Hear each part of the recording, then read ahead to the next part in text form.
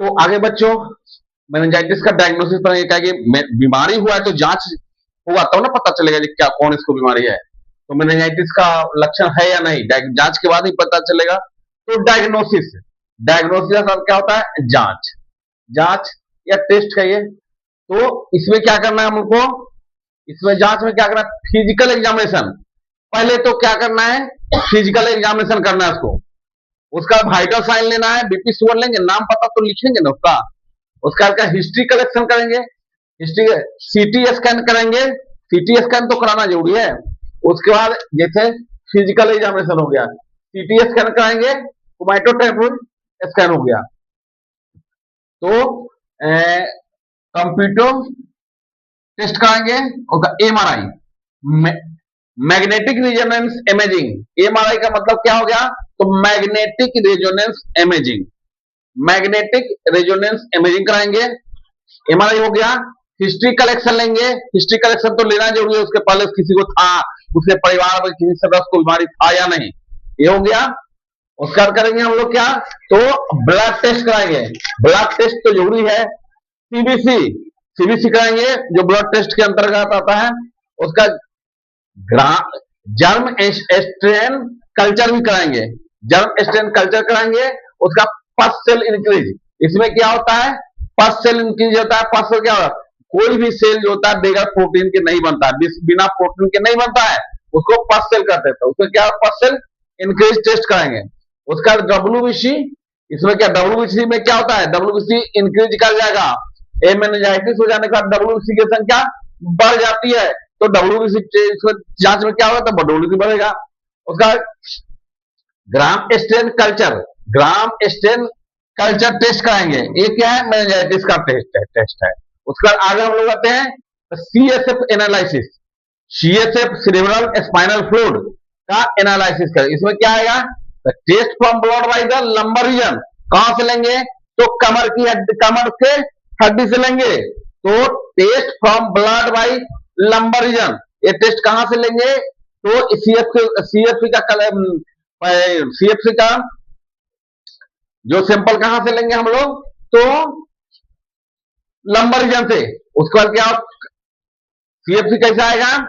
तो सीएफसी आएगा रेड, खूनी जैसा, लाल, पिंक भी हो सकता है, मिल्की दूधिया कलर हो सकता है, क्लाउडली बादल जैसा, स्काई में बादल हो सकता है क्लाउडली, और टर्बिड कलर हो सकता है, धुंधलापन हो सकता है। और उसका क्या होगा? प्रोटीन, प्रोटीन टेस्ट भी कराएंगे। सीएससी में प्रोटीन टेस्ट होता है। तो normal range of protein, protein का नॉर्मल कितना होता है? 15 से 45 mg प्रति डीएल होता है, मिलीग्राम प्रति डीएल होता है। किसका? तो प्रोटीन का। प्रोटीन लेवल, प्रोटीन लेवल इसमें क्या होगा?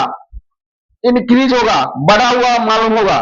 उसका क्या है? ग्लूकोज टेस्ट कराएंगे, तो ग्लूकोज में क्या होगा? तो ग्लूकोज लेवल जिसका डिक्रीज, ग्लूकोज लेवल गिरा हुआ होगा, कम होगा, पीछे नीचे की ओर होगा, तो बिलो 40 mg प्रति डीएल होता है, 40 मिलीग्राम प्रति डीएल होता है। इसका नॉर्मल रेंज कितना होता है? तो 40 से 75 होता है, लेकिन 40 से भी नीचे आ जाएगा तो मेनिंजाइटिस केस हो सकता है। इसलिए ग्लूकोज लेवल इसका डाउन नहीं होना चाहिए, ऊपर होना चाहिए। आगे बढ़ते हैं, तो ये समझ गए आप। डायग्नोसिस में क्या करना? जांच करना, जांच अगर मेनिंजाइटिस है जांच से पता चलेगा, ऐसे तो पता नहीं कर सकते हम लोग। तो इसके लिए क्या करना है? फिजिकल एग्जामिनेशन पहले लेना है। जे फिजिकल एग्जामिनेशन क्या होता है? पूरा बॉडी का जांच करना है, करना, temperature, body temperature, vital sign देखना है, बीपी शुगर सब लेना है, ये होगा फिजिकल। उसका सीटी स्कैन करवा लेना है। उसका क्या? एमआरआई, मैग्नेटिक रेजोनेंस इमेजिंग कराना है। उसका क्या करना है? हिस्ट्री कलेक्शन, उसका हिस्ट्री लेंगे ना, उसके हिस्ट्री में क्या होता है? उसके पिताजी क्या, पिताजी को बीमारी था कि उनके माँ को था, उनके बहन को, पूरे परिवार के सदस्य का हिस्ट्री कलेक्शन लेंगे। उसका क्या? सीबीसी करा लेंगे, ब्लड टेस्ट कराएंगे, उसका जर्म स्टेन कल्चर कराएंगे, उसका सीएफसी एनालिसिस कराएंगे, test from the blood by lumbar ear. CSF का कल्चर कहां से लेंगे? सीएसएफ का सिंपल हम लोग कहां से लेंगे? लंबर रीजन, लंबर रीजन कमर में कहे तो 4 से 5 हड्डी के, 3 से 4 के बीच में लेंगे। बच्चा का 4 से 5 के बीच में लेंगे। उसके बाद कलर इसका कैसा आएगा? रेड, रेड ब्लडी जैसा भी, रेड भी आ सकता है, पिंक भी आ सकता है, मिल्की आ सकता है, और क्लाउडली बादल जैसा, आकाश के बादल जैसा, टर्बिड धुंधलापन आ सकता है। इसका लेकिन सीएफबी का कलर होता है तो कलरलेस होता है, उसमें कोई कलर व्हाइट होता है, कलर नहीं होता उसका। उसका प्रोटीन टेस्ट कराएंगे तो प्रोटीन टेस्ट कितना 15 से 45 होना चाहिए, लेकिन इसका प्रोटीन लेवल बढ़ जाता है किसमें, तो मेनिंजाइटिस केस में। उसका आगे हम लोग ग्लूकोज टेस्ट भी करा लेंगे, तो उसमें क्या होता है, तो ये सब सीएसएफ में ही आ जाएगा सारा टेस्ट।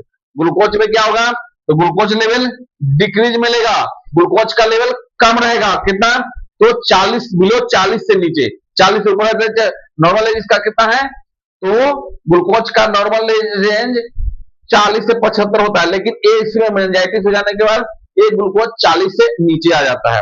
अब आगे बढ़ते हैं बच्चों, आगे देखते हैं।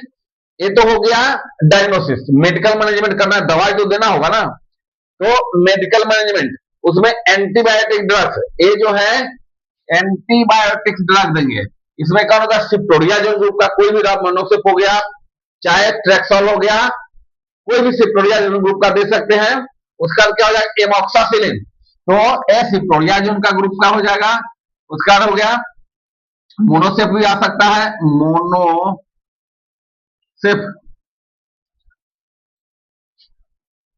मोनोसिप आ जाएगा, ट्रेक्सॉल भी आ सकता है, कोई एंटीबायोटिक, पोटेशियम, पोटेशियम क्लवेनेट जो क्लाभाम के नाम से जाना, क्लाभाम के नाम से जाना, कितना 6 से 25 हो गया।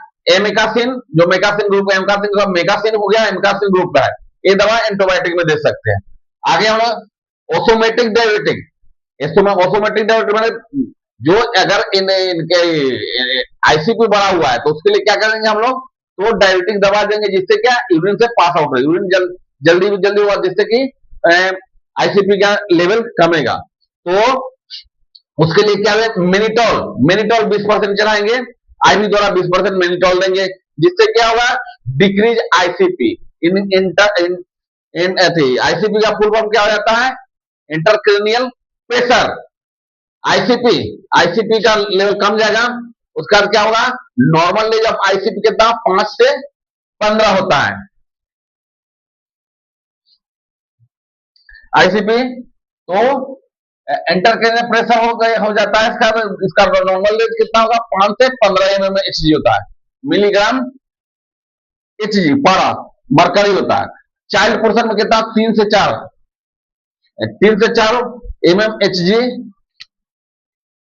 एमएमएचजी होगा, मिलीग्राम, क्या मिलीग्राम मरकरी या पारा होगा।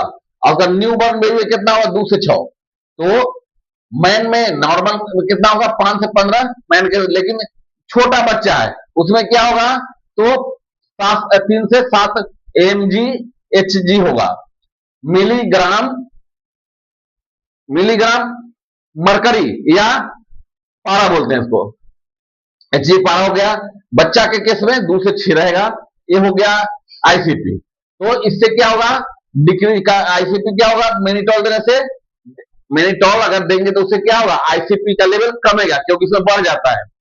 आगे बढ़ते हैं, आईवी फ्लूइड देंगे, आईवी फ्लूइड तो देना होगा, पानी तो उसको चढ़ाना होगा, उसमें डेक्सट्रोज कितना देंगे, 5% डेक्सट्रोज देंगे। उससे क्या होता है, प्रोवाइड एनर्जी।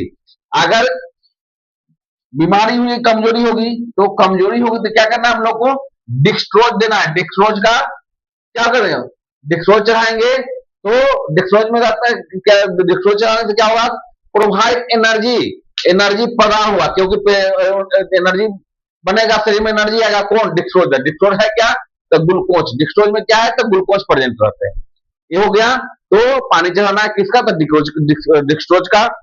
अगर डेक्सट्रोज शुगर पेशेंट है तो क्या करेंगे, उसको आरएल चढ़ाएंगे। उसका बैक्टीरियल ट्यूबर, अगर पेशेंट को क्या ट्यूबरकुलोसिस है तो उसमें क्या करेंगे, एंटी ट्यूबरकुलर थेरेपी दवा देंगे। तो उसका कोड क्या है, RIPES। इसमें का आर से होता है रेम्पासिन, उसका आइसोनेजाइड, उसका होता है पिरानाइजामाइड, विटामिन बी इसमें क्या रहता है, पाराजीनामाइड में क्या मिला हुआ रहता है, तो विटामिन B6, जिसको क्या होता है, प्रोडॉक्सिन कहते हैं, पायरोडॉक्सिन, पायरोडॉक्सिन मिल रहता है इसमें। पायराजेटामाइड में क्या मिला हुआ रहता है बच्चों?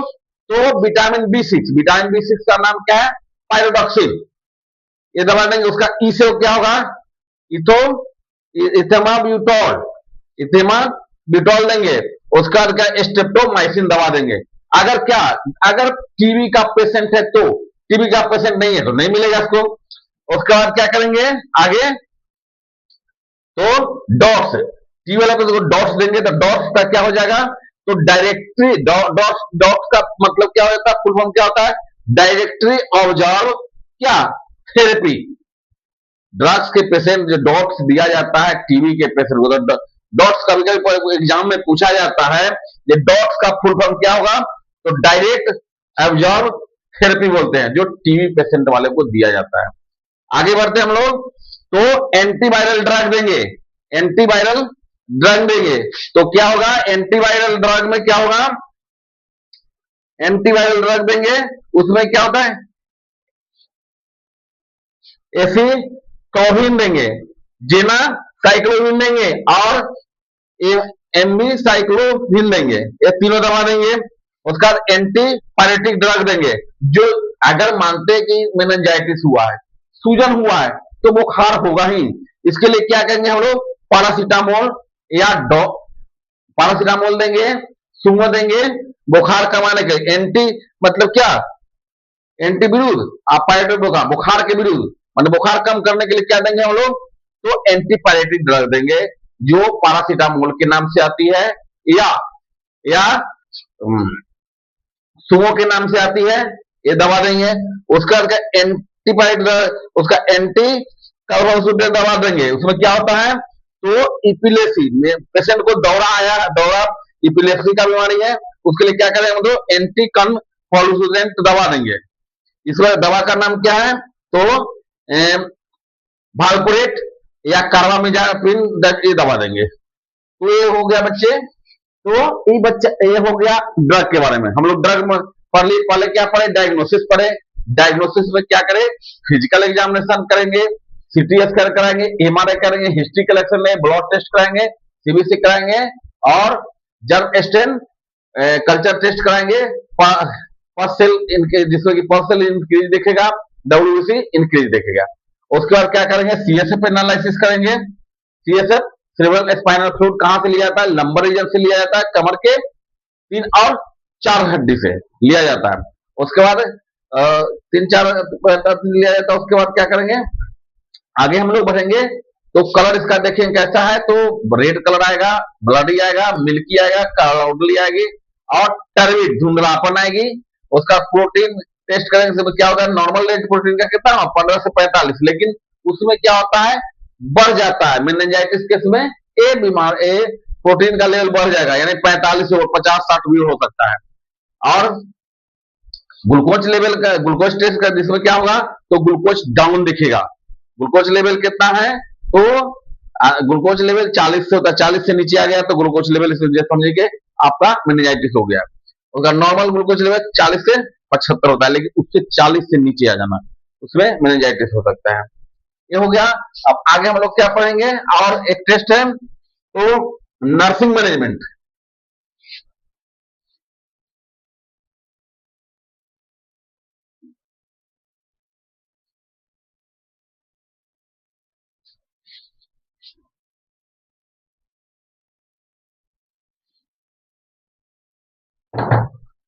नर्सिंग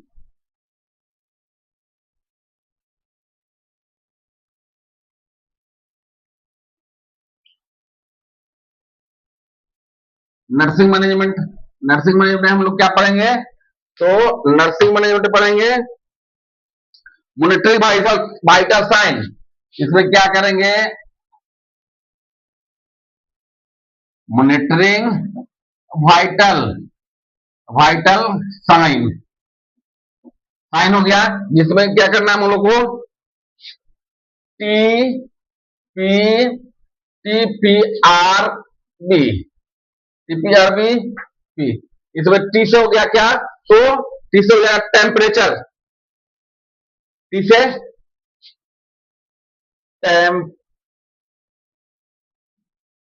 टेम्परेचर हो गया। उसका पी से हो गया क्या, पल्स रेट, पल्स रेट हो गया, टेम्परेचर हो गया, पल्स रेट हो गया।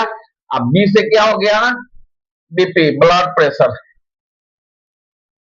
Blood pressure. तो इसमें क्या बच्चों, नर्सिंग मैनेजमेंट हम लोग क्या करेंगे, तो टीपीआरबी करेंगे, टीपीआर बीपी करेंगे। टी से हो गया टेम्परेचर देखेंगे, बुखार है या नहीं, बुखार 102 से ऊपर जा सकता है।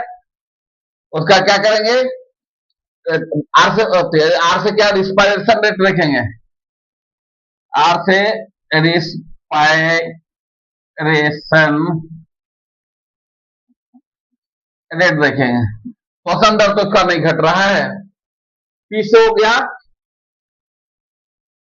टीपी, पल्स रेट देखेंगे, टी से हो गया टेम्परेचर, पी से हो गया पल्स हो गया, और आर से हो गया रिस्पायरेटरी रेट देखेंगे, ये श्वसन दर इसका घट तो नहीं रहा है, ये देखेंगे।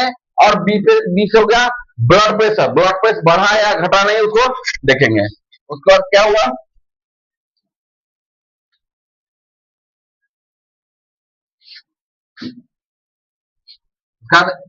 आगे देखते हैं, monitoring of the ICP, intracranial pressure को चेक करेंगे।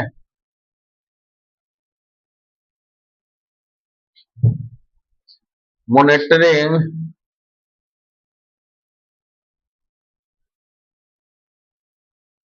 मॉनिटरिंग आईसीपी, आईसीपी शाइन करेंगे क्या, इसमें क्या होगा, मॉनिटरिंग आईसीपी में क्या होगा, तो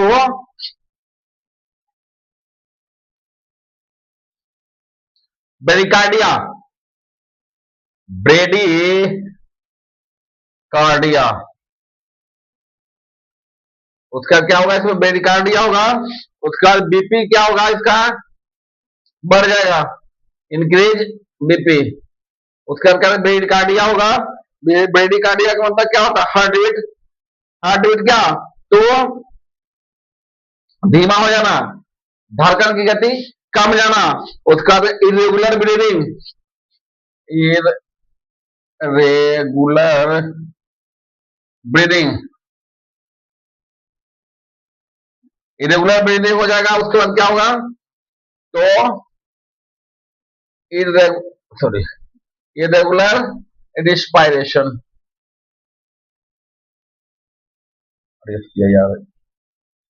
रिस्पायरेशन रेट।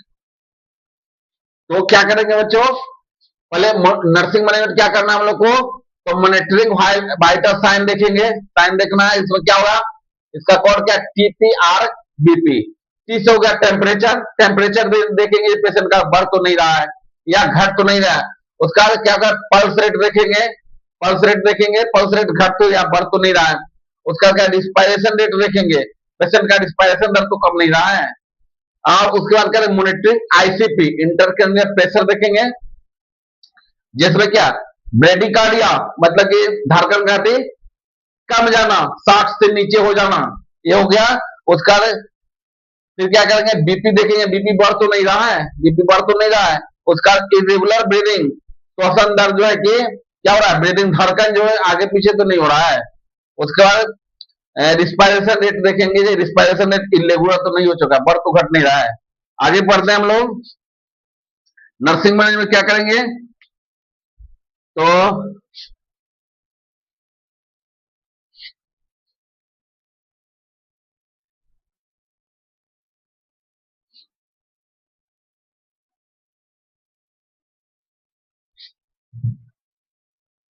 इसको क्या कहते हैं, provide dim light,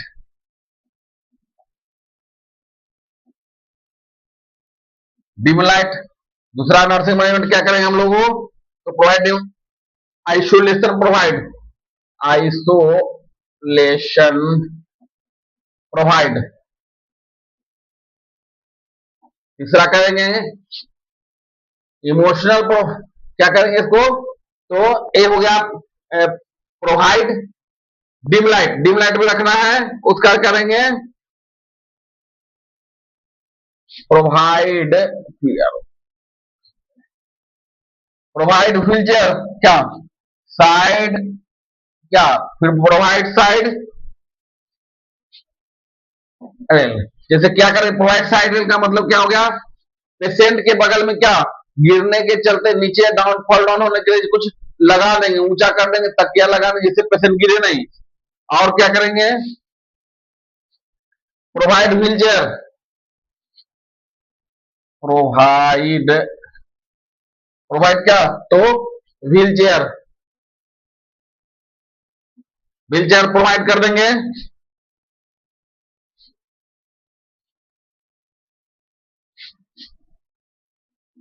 give head क्या करेंगे, माथा को क्या करना है हम लोग को, तो elevated,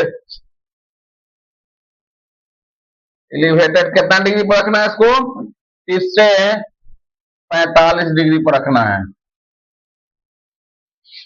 give head elevated, elevated कितना डिग्री पर रखना है इसको, माथा को कितना 35 से 45 डिग्री पर रखना है, 30 से 45 डिग्री पर रखना है।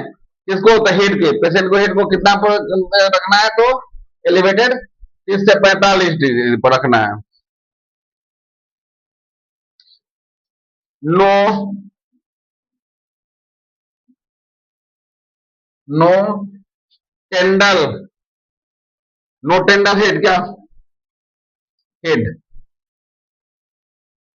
इसमें क्या करना है, तो हेड को नीचे, नो टेंडल हेड, हेड को नीचे नहीं करना है, नो 30 से 45 डिग्री पर ही रखना है, उससे नीचे नहीं होना चाहिए। और इसका क्या है, पेशेंट प्रोवाइड, प्रोवाइड क्या, मास्क लगाना है इसको, क्या करना है इसको, मास्क लगाना है, क्योंकि दूसरे पेशेंट, दूसरे आदमी का इसका इन्फेक्शन ना लगे। और प्रोवाइड इमोशनल थेरेपी, उसको समझाना है, घबराने नहीं, समझाना है कि अच्छे हो जाओगे, ठीक हो जाओगे। कोई हॉस्पिटल जाता है मुलाकात करने, तो क्या करता है, हाँ इतना जल्दी आप ठीक हो जाए, कोई मुलाकात मिठाई के लेके जाता है, सेव लेके जाता है, आप क्या करता है कि हाँ आप जल्दी भगवान करे, आप ठीक हो जाए, जल्दी हो जाए, घबराइए नहीं, बीमारी ठीक हो जाए नहीं, लेकिन दूसरे आदमी तो उसको इमोशनल थेरेपी देते हैं ना, provide emotional therapy, provide emotional therapy. तो समझे बच्चों, क्या करना है, तो provide dim light, dim light में रखना है उसको, ज्यादा लाइट नहीं चाहिए। दूसरा आइसोलेशन प्रोवाइड, आइसोलेशन प्रोवाइड करना है उसको, दूसरे को नहीं जाने देना उस रूम में। Provide wheel chair, wheel chair करना है। उसका गिव हेड एलिवेटेड 30 से 45 डिग्री, गर्दन को ऊपर उठा के रखना है, कितना में 30 से 45। नो टेंडल हेड, हेड को नीचे नहीं लाना है।